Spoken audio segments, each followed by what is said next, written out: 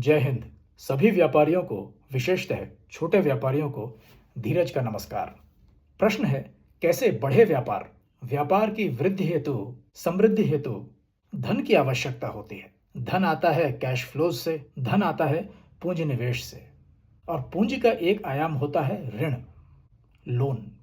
ऋण के नाम से घबराइए मत, परंतु ऋण लेते समय गड़बड़ाइए भी मत।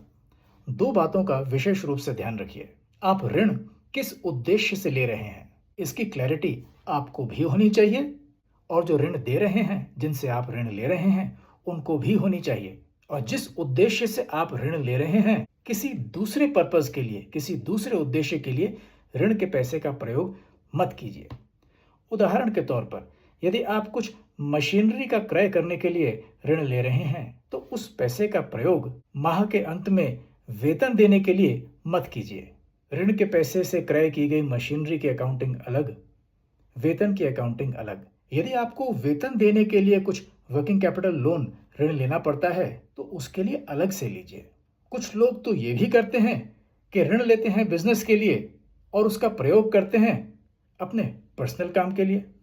ये तो बिल्कुल भी मत कीजिए।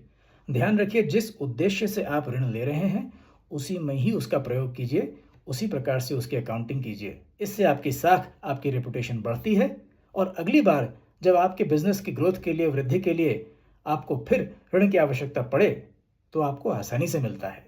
दूसरी चीज है रीपेमेंट शेड्यूल।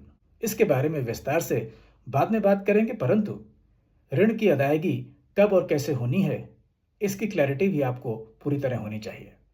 तो प्रिय दर्शकों, ऋण न बुरा है, न अपशब्द है, और आजकल तो ऋण बड़ी सहजता से उपलब्ध है, एवं बहुत बार आपके व्यापार की वृद्धि ऋण के साथ निबद्ध है, बंधी हुई है।